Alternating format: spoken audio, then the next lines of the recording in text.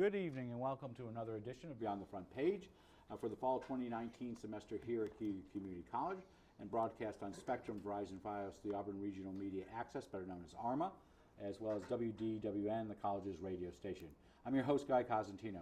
Yesterday, November 11th, we celebrated the 101st anniversary of the end of the war to end all wars, which did not occur with the signing of the armistice to end the First World War. Since then, the United States has been involved in another world war, in wars in Korea, Vietnam, Afghanistan, Iraq, and dozens of smaller police actions and military operations across the globe, all fought by brave servicemen and women from across the nation, including here in Central New York and especially Cayuga County. For the last decade, the WREATHS Across America program has had great activity here in Cayuga County, especially with the students of Port Barn High School and here at Cayuga Community College. We have with us today in the studio Dr. Linda Townsend, who teaches history at Port Barn, former Cayuga County Sheriff David Gould, Vietnam veteran Nicholas Valenti, and the head of Vietnam veteran Post 704, Lou Patty, to join us to talk about not only the WREATH campaign, but also an event that's occurring in December. Welcome all four of you to here. Glad to have you here. Thank you.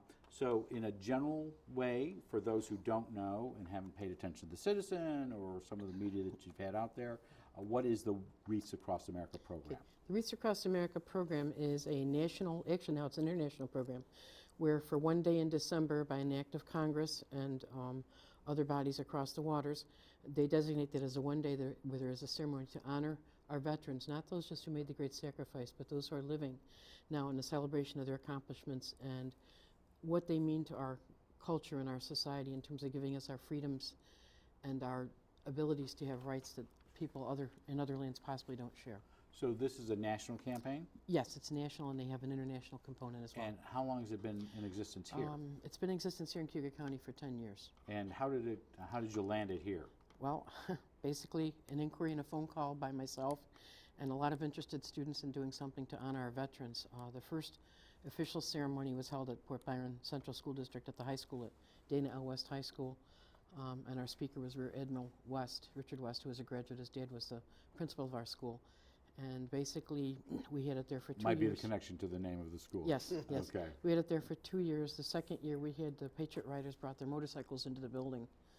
And the event got so big that Mr. Valenti and the 704 decided that we'd move it to downtown Auburn at a local church inside. The first few years that we moved it, it was outside, and we had poor people shivering at 100 in the weather. One year we had the limo, putting the veterans in a limo. Trying to keep the speakers warm. That's right. So I want to get into the details, and we'll break this out into two, but who are some of your partners? Obviously 704 is very involved in this, and you have been for many years. Who are also some of the partners who are involved in this? Well, we got VVA 704 involved. Then we asked the American Legion Post on State Street, Suite Nancy Kopechek, 1324. Those folks are amazing. They provide the Rifle Valley, and they provide taps for the ceremony. Then we got the Italian American Club, the Italian American War Veterans, Post 9, to host a location for a dinner that we have after the ceremony for all the presenters, especially the Ghost Star families. And so this is in two parts. You have a ceremony that's in December, and then you also have wreath sales. Yes, the wreath sales are ongoing right now. So let's just take this in two parts, just so that, so what is the ceremony in December? Okay, ceremony in December is about an hour long, and we have almost 30 organizations, veterans organizations, and local organizations that participate. We've had our local law enforcement, our troopers, our sheriff's department, our fire department. The students purchase wreaths for certain individuals from Port Byron High School. The Gold Star Mothers, we had wreaths for Congressional Medal of Honor recipients in our county, of which we've had several. We have the Daughters of the American Revolution, has some people here, the National Guard, the Navy, all the branches of the service. And then our county historian's office as well. They've been presenting Native American Remembrance Wreath for the first time last year. And so you bring in a speaker. You were the speaker last year? Yes. What did you talk about last year? Just how the military and the police organizations combine and get together, and the similarities to them. It was kind of neat that there is a lot of all police departments are semi-military. Right, It's just the way they're paramilitary, set up. uh, Yep. So when you have your post will present a wreath there? Well, our organization provides the color guard. We do present a wreath. Okay. So do each of these organizations present a wreath during the ceremony? Yes. Okay. Yes, we'd like to see more organizations participate, but the real crux to this was that we were trying to pay our respects to all the men and women who serve in all the branches of service.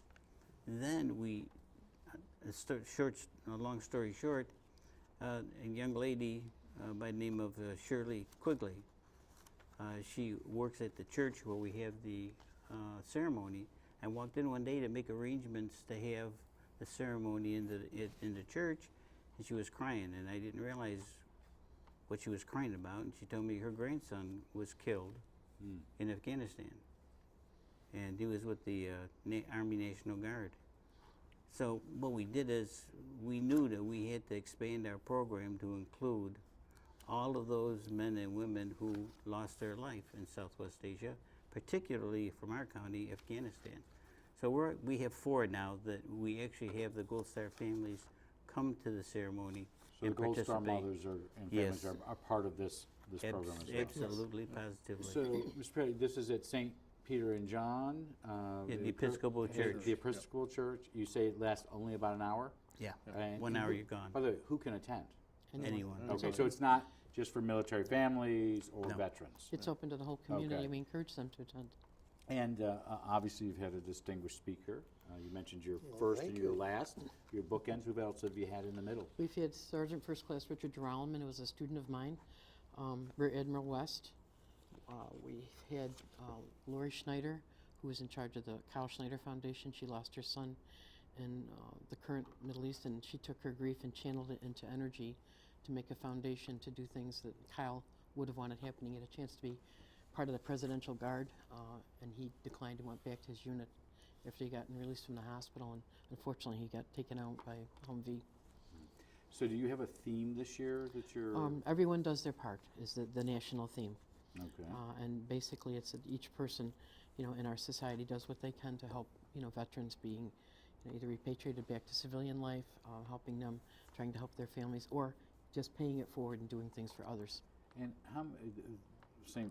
Peter and John is a beautiful church inside. If you live in Cuyahoga County and you haven't, or in Skinny, that's where this is shown, you haven't been to that church, it's one of the most beautiful buildings in Auburn. I know it was the home church of Secretary Seward.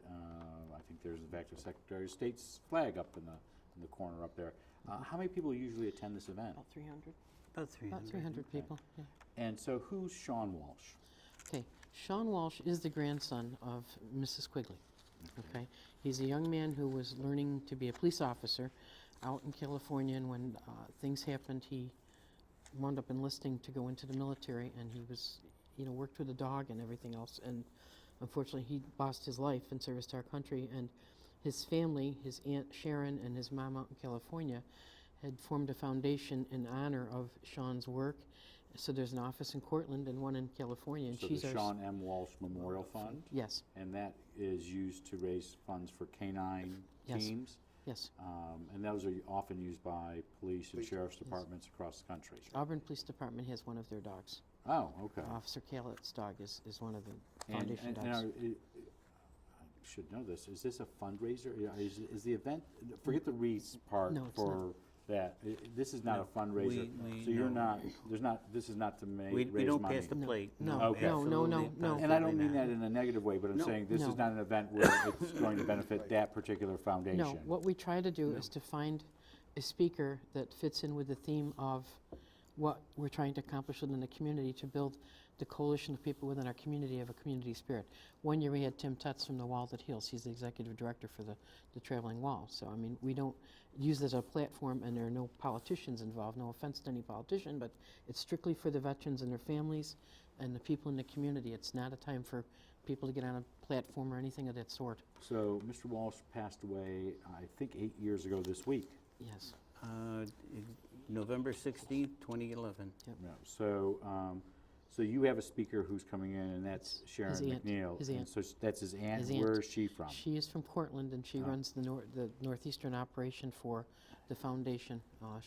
Sister runs it in California. And I can only speak for myself, and I'm assuming I will speak for the sheriff. There are days when you give a speech that you think about maybe a week in advance. This is more than a month out.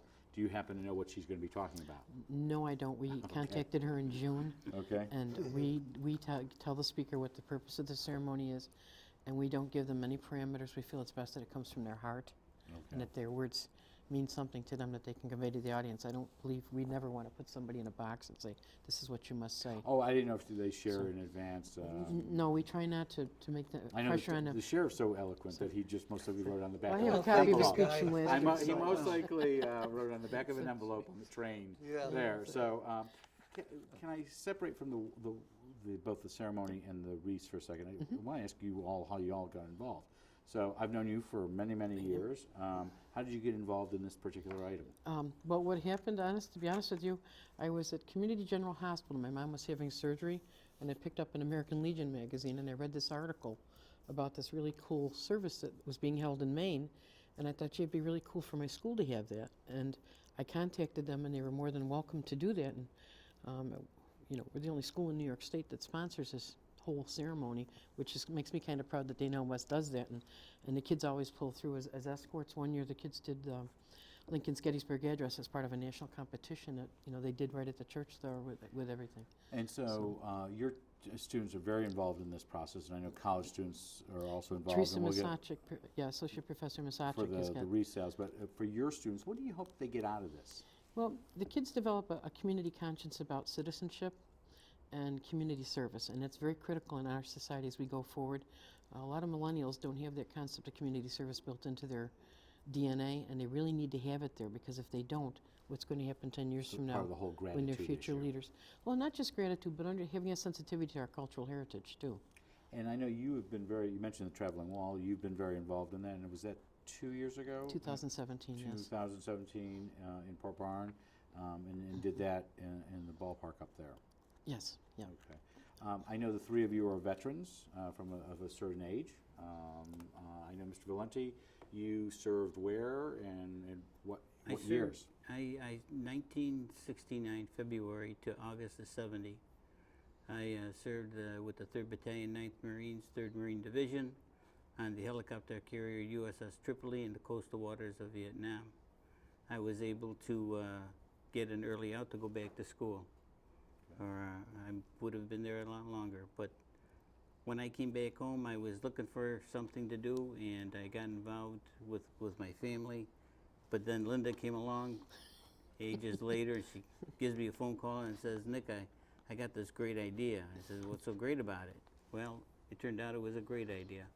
She said, I need a veterans group to help me out, and would the Vietnam vets want to do it? And back then I said, absolutely.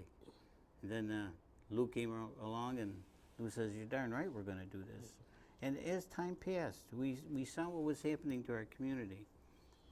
Because during these years that we're talking about, where we developed this, we didn't have a World War I park. Well, we had a park, but no names. We didn't have a World War I memorial. We didn't have a women's memorial. We didn't have a World War II memorial. We didn't have a women's memorial. We had no identification of the 29 now, because we found 2 more in Vietnam that were killed. And then we see, unfortunately, the body count adding up in Cuba County with Southwest Asia and Afghanistan. And coming from Dr. Townsend, the first 2 fatalities in Cuba County were from Port Barn. My students. They were her students. So that was kind of the driving force to recognize these families, to recognize these servicemen and women, and to recognize the sacrifices that people have made and bring it to the forefront. Originally, we wanted to do all the branches of service. Then we morphed it into bringing in the Gold Star mothers. Then all of a sudden, the community looked at us and said, this is a great idea. Why don't we do this more? So, Mr. Patty, where did you serve and what years? April of '63 to April of '64 in Vietnam. I was a small arms repairman, and then I ended up working on helicopters, the first Hueys with the guns and all that stuff on them. So, And you're the president of the local Chapter 704. How many members do you have? we got about, I think, 49 on the books. Okay. Yeah. And it should be said about, because I've had a long series of years where I've seen you all in the community, you do a lot of charitable work as a post. You're very community oriented, and Yeah. your members are out there in other venues other than just a memorial service. Oh my God, yes. They were at Absolutely. school today for Veterans Day celebration at our school. And Sheriff, you served what years? 67 to 69. And I'm not going to go into a lot of your history, but you decided not to seek re-election last year. You were one of our favorite guests on here. You're Thank still you, coming Ben. back. So I want to ask you two separate questions. One is, how did you get involved in all of this? Everybody got involved through Linda. So you get the phone call. Yeah, exactly. Yeah, it wasn't one exactly phone what- call, it was And it many is phone interesting that calls. nobody has figured out how to block your phone calls. Well, I go to their house if I can't get Go to over their house, so, or the sheriff's department. well, but you were also involved, you know, we joke about it, and I pick on you, I consider you a very good friend. You serve on a lot of boards. I'm hoping you're still not serving on 24-plus boards anymore from a year ago. More than that now. More than that now, and I know you're heading up the United Way and things like that. But why do this particular piece? Well, you know, our veterans, I guess, naturally anybody that is served should be proud of every veteran that's served, and I certainly feel that way. When Linda called me, I was a sheriff at the time, and I certainly have purchased a wreath and to represent the Cuyahoga County Sheriff's Department ever since then. And, you know, again, I just said the police departments in this country are semi-military. It's formed with a chain of command, just like just like the military. And for me to be able to serve my country in the Army, my state and New York State Police for 35 years, and then the county as sheriff for 12 years has been such an honor for me. Most people don't get to do that, country, state, and local. So part of the event that you will do, there's a STARS program. We talked about the Gold Star Runners, but could you tell me about the STARS program and your students? Okay, with the STARS program, actually, last year, in 2018, the kids got 15,000 stars. What we do, we get the gently used flags, I take them home, get them washed, and then we cut the canton out, the 50 stars, and the kids package them in little plastic containers, and then we have a saying that goes out specifically saying they're from the students at Dana L. West High School. And we give them to anyone who attends the service. So whether or they're a veteran or not. Or not. And the thing is, a lot of people will not give them to non-veterans, but my feeling is they are still a U.S. citizen. And one thing that was rather unique, last year I got a phone call from a lady from one of the southern states, and I got the school name and a number, and asked the secretary, who does this program. She found it in her father's wallet, the star, and the father had passed away, and she wanted to know if it was okay to bury him with it. And I said, well, of course. And and she said that he never carried anything in the wallet unless it really meant something. So that hit me really hard. That So these are your this students is- who do this yeah, particularly? my students have done that. In fact, they just finished a project for the Schoharie County Sheriff's Department where they did 125 stars, 125 cards and certificates because they're suffering, that particular department and all the first responders up there, from PTSD because of that limo crash. And the sheriff, Stevens, was so thankful. He called me and said he couldn't, thank the kids enough at the school for what they had done to help lift the spirits of his people. And so what's the roots and shoots piece of this? Okay, the Roots and Shoots piece, Dr. Jane Goodall, who's known for her expertise in dealing with animals, chimpanzees, and research on animals. Every year you have to apply for a grant, a Roots and Shoots grant, and I apply, and you get a small remuneration, and I use that to help us pay for the cost of things during the ceremony. And then we also purchase Christmas cards that we send out to the veterans in the nursing homes. Last year, the kids did about 1,200 Christmas cards, holiday cards, now I Okay. guess is a proper way to and I take them and deliver We them can to still the use the word facilities. Christmas card here. Take them and deliver Yeah. them to the nursing home facility and send them on and such. And once again, it's the forgotten population that appreciates what the kids do from the heart, not because they have to do it. It's their community service. Do we know how many living Gold Star mothers there are in Cuyahoga County at this Well, stage? right now, the Vietnam ones are all gone. Are they? Okay. We had one up in Cato, but we can't locate her anymore. Okay. What has happened is they move with their children to other states. They go to nursing It's homes. traumatic. When they, yeah, There's no question. So in doing that, they are recognized also at the ceremony? Yes. And then absolutely. this year we're going to honor the Blue Star families, which is my new addition to our ceremony. So for those who may not know what a Blue Star is. Okay, they're the families, it would be the parents, and I firmly believe there's Gold Star mothers and Gold Star fathers, Blue Star mother and fathers as well. They have children who are currently serving in the military, you know, representing our country. We have a lady from our school. She and her husband have been asked. In fact, she's on her way back. Her son Corey is a graduate of West Point, and she has 2 boys that are in the military. And when Corey called her and said he's being deployed, he said, "Mom, I can't tell you where I'm going. I might not talk to you for a year." So I got to ask this basic question because somebody asked me, why wreaths? Okay. What happened is that Merrill Wooster, the fellow who owns the company that makes the wreaths, apparently when he went on a school trip to Washington when he was small, to Arlington Cemetery, he was taken with the fact that many graves did not have decorations, and apparently as his business has grown, the first year I guess he gave wreaths to Arlington to put and disseminate through, and then someone came up with the idea, well, could we do this nationwide for other cemeteries and such? And some locations, like at Sampson, they do grave-specific sites and such, and So I'd like to add, I don't usually have Yep. guests read anything because it gets a little rote, but there's a beautiful piece that you had sent me about what is a veteran's wreath, and it's only 10 points, I think, or Okay. there. If you don't mind reading no, it. that's all right. What is a veteran's wreath? The veteran wreath is made of 10 balsam bouquets. Each bouquet helps describe the veteran. The first bouquet stands for the veteran's faith in God. The second, the veteran's love of one another. The third, the veteran's strength, worth ethic, and character. The fourth, the veteran's honesty and integrity. The fifth, the veteran's humility, selflessness, and modesty. The sixth, the veteran's ambitions and aspirations. The seventh, the veteran's optimism for their fellow Americans and our country. The eighth, the veteran's concern for the future and future generations. The ninth, the veteran's pride in carrying out their duties. The 10th, it's the veteran's hopes and dreams that didn't always come true, but left them with no regrets. The wreath is made of 10 bouquets. They become a symbol of honor, respect, and dignity. It's made from the evergreen, which symbolizes longevity and endurance. The circular shape symbolizes eternity, no beginning and no end. The clean forest scent symbolizes purity and simplicity. The red bow that's on each of the wreaths symbolizes a great sacrifice by our veterans.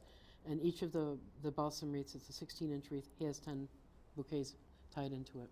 All right, so I want to talk about the wreaths just real, we Yes. got about 5 minutes left, and I want to talk about that and one other thing before we leave. So you are selling wreaths? Yes, the Cougar Community College Criminal Justice Club, under the direction of Teresa Misachik, is selling them here on campus, and I'm selling them out in the community. People have been calling me at And school. you can go on, can you go on web, or should you just make, It's how do you, best to how give do you me buy them? Give me a call, and then I make the orders. And So then call Dana West yeah, at, you can ask for me. Okay. They'll put the call through. A lady today ordered 6 so wreaths. these are for people, their personal use, not Their necessarily. personal use, not necessarily to go to a cemetery, because a lot of families celebrate their loved one with that wreath on the door rather than putting it on a stone. No, in my the point is cemetery, you're not buying them for use on the 14th at the ceremony. No, Those they're are separate They're wreaths. personal use, Okay, yes. all right. They're personal use. So and, what type of wreaths are these? They're balsam, main balsam wreaths. And how much do they cost? They're $15, 16-inch wreath. They last until April, believe it or not. And is there other things that you, so there's a form, and Yeah, there's a I'm not form that gonna we have, yeah. hold it up here. Are there other things you can buy with the wreaths, or? Well, it's basically the wreaths. We're not in the business of merchandising. Okay. But, if you want to have an in-memory card, you can add $2 to that, and we send that in, and they can send a person the card notifying them of their sponsorship. But then there's also a really cool thing that anyone can do. If you have someone that's served in the military, you can contact Wreaths Across America online. They have a memory wall, and you can have your person put on the memory wall with their branch of service, their rank, and their state. And they also do a dog tag program where they will hang dog tag in that person's name on a Christmas tree in Maine. Some people are lucky enough to get up there, they can actually pick the tree out and put the dog tag on there for their family member. So the wreaths are $15 a piece. You Yes. can order them up until when? Up until December 1st, I believe it is. Okay, so about 15 days, Yes. 17 Yes. days. They come in prior to December 15th? Yes, that's prior And to the where 14th. where are they Okay. distributed, and how Well, do what people we get do, them? we have a pickup location in Auburn, or if someone, I've got a lady that asked me to deliver to our house. We'll try to get it to the people as quickly as we can. But there's a pickup that Yes, you, Yeah. If you order them on campus from the CJ Club, you can pick them up here from Professor Masachik and her students, because your CJ students also help serve as wreath escorts during Okay. the ceremony as well. And the She'll club's also very come well. to your house. okay. I And guarantee she'll you. get your phone number. Oh, yes. You'll never be off her call listed ever. Nothing bashful. So you have about 2 weeks to order them. You can Yes. either contact you at Dana West Yes. or call here at the college And ask for and, Teresa and- Masachik, so and, the and CJ her Club. students can do that. I'm going to leave you out of this one for a second. All three of you have participated in the ceremony at St. Peter and John. As veterans, how powerful is it? What's powerful not only to us, because you'll find us who kind of get choked up when we try and do the ceremony. We especially get choked up over the 4 fatalities that happened from Cuba County, because in the sense, because we all served, we all know the pain that our families went through when we went in, the joy they had when we came back, but then there's the lingering pain of those who didn't come back, and So when you say that doesn't four, go away. just to clarify, when you say 4 fatalities, what do you? 4 were killed in Afghanistan from Okay. Cuba County. Jerome Bell, Patrick DeVoe, Sean Walsh, and Francis Phillips IV. Those 4 all had roots in Cuba County. They have family in Cuba County, and as a matter of fact, we make sure that they are at present. And December 14th, they will be there presenting a wreath in the names of those deceased veterans. Mr. Patty, why is this important? Basically, what Nick was saying there, you know, it's being in the military is a closely knit thing. You know, if you're there, and civilians don't realize what camaraderie and I'm watching your back and all the rest of that means. So, and it's something. So, Sheriff, you've seen it from the audience and from the pulpit. You know, the best part of the whole thing for me was the Gold Star mothers. Yeah. You know, I'm emotional. I think you know that guy. I think everybody that knows me knows that. Last year when I gave that speech, I shed some tears. And when I was doing that, I looked at the Gold Star mothers. And I just can't imagine to this day what they're going through. But it's, as Lou and Nick said, it's, you know, we weren't always greeted very well when we came back from overseas during them. And this is a chance for all of us to get together and people that really appreciate what veterans are. And that's a great day for us veterans, not just Vietnam War, but World War II, Korean. There's still a few alive, Right. not a lot. They're dying off very quickly, which is a shame. But it's a chance for all of us to be together and have each other's backs and tell each other what a great job they've done. So the wreaths can be purchased again through Dana West or through here at the college for $15. Are there any excess proceeds to go to a charity, or is it just cover the cost of the? It covers the cost, and there's a small amount of money that goes to the CJ Club. Oh, okay. So they get I think. CJ, when you say that's Criminal Justice Criminal Club. Justice okay. Club, yeah. Just want to make sure we say who Yes. they are. Yeah. And then the event on the 14th at St. Peter and John is at noon? Noon sharp. Noon sharp. We want to thank all 4 guests, Dr. Linda Townsend, former Cuba County Sheriff David Gould, as well as Vietnam veterans Nick Valenti and Lou Patty, who is the president of Vietnam Veterans Post 704. Thank you all for your public service and private service. You do a lot for this community, and it's great to have you here. I know you have future events coming up. Love to have you back for those. Thank you. We will be Thank you, back next Tuesday with City Update with Mayor Michael D. Quill, who was just reelected for a 4th term. We'll have a discussion on Nick's ride with Sheriff Gould's successor, Sheriff Brian Skank will be here, as well as Joe Campanola of Nick's ride. Next Thursday, we'll have an update from Owasco Lake Director for the Watershed Director, Dr. Adam Effler, as well as Senator Pam Helming, who will give us an Albany update. And then we'll finish off with a show with our favorite guest, besides the 4 here, Santa, who comes back and haunts us every year here in the studio. We'll finish up our fall season in 2 weeks with New York State Senator John DeFrancisco talking about his new book, Never Say Never, which is a great read, and City Manager Jeff Dygart giving us a final update on the city. Before we go, though, we would like to let you know that you can send us your ideas for guests or shows to be on the front page or Inside Government. You can send them to cozguytho@aol.com or Inside Government or Beyond the Front Page, 141 Dunning Avenue, Auburn, New York, 13021. I'm Guy Cosentino for CU Community College. I want to thank you for watching. Hope you have a great week. We will see you back here in the studio on Tuesday.